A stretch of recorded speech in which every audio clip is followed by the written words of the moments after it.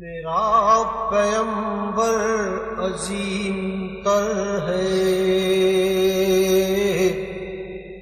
میرا پیمبر عظیم تر ہے۔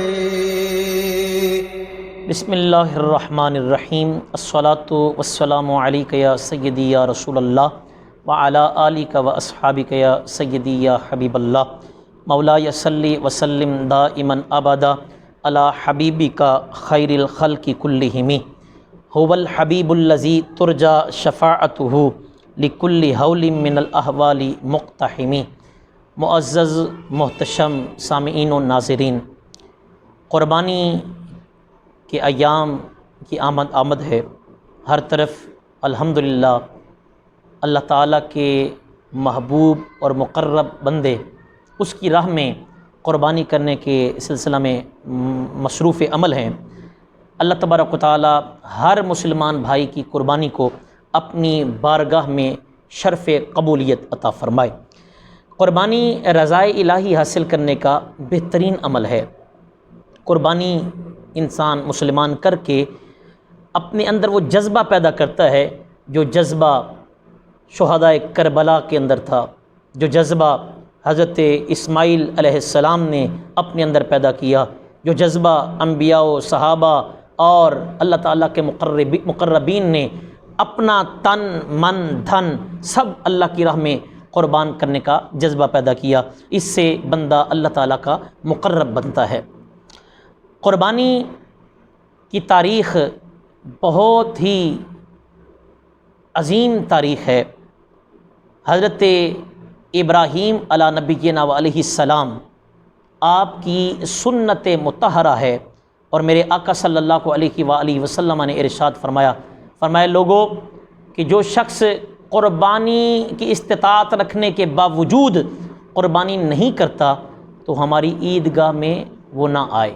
یعنی کہ اس کی اتنی اہمیت ہے کہ جو صاحب نصاب ہے، اس کے پاس مال ہے، دولت ہے، وہ قربانی کرنے کی طاقت رکھتا ہے، اس کے باوجود قربانی نہیں کرتا تو اللہ تعالیٰ کے پیارے محبوب نے کتنی ناراضگی کا اظہار فرمایا ہماری عیدگاہ کے قریب بھی نہ پہنچے۔ تو یاد رکھیے کہ ہر وہ مسلمان مرد ہو یا عورت، عاقل بالغ مسلمان مقیم، ان پر جو صاحب نصاب ہیں، یعنی کہ 7.5 تولہ سونا یا 52.5 تولہ چاندی، یا اس کی مالیت کا وہ مالک ہے یا وہ مالکہ ہے، عورت ہے، تو اس پر قربانی کرنا واجب ہے۔ اور یاد رکھیے حاجت اصلیہ کے علاوہ، حاجت اصلیہ کیا ہے؟ مکان ہو گیا، کپڑے ہو گئے، گھر کا ضروری ساز و سامان ہو گیا، یہ چیزیں یہ حاجت اصلیہ میں آتی ہیں۔ اسی طریقے خادم ہو گیا، گھر کے کام کاج کرنے کے لیے، اس کی تنخواہیں وغیرہ دینے کے لیے صاحب ذرا یہ چیزیں جو ہیں یہ حاجت اصلیہ میں آتی ہیں۔ کچن کے سامان وغیرہ ہو گئے، تو یہ ساری چیزیں حاجت اصلیہ میں ہوتی ہیں۔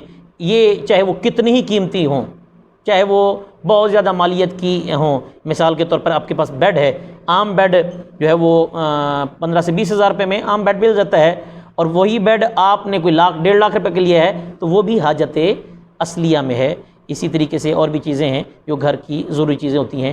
تو ایسا شخص جس کے پاس تقریباً کوئی 46 ہزار روپیہ، جو آج کل کے ہمارے اکابرین اور فقہا نے جو ہے وہ حساب لگایا ہے، جس کے پاس تقریباً 46 ہزار کی مالیت ہے اور وہ حاجت اصلیہ سے علاوہ ہے، اس نے کسی کا قرضہ نہیں دینا یا اس کے جو ہے وہ حاجت اصلیہ سے زیادہ ہے، تو اس پر قربانی کرنا واجب ہے۔ اللہ تبارک و تعالی ہمیں اپنی راہ میں ہر چیز کو اپنی قربان کرنے کی توفیق عطا فرمائے، اور یہ جذبہ صادقہ ہمیں عطا فرمائے۔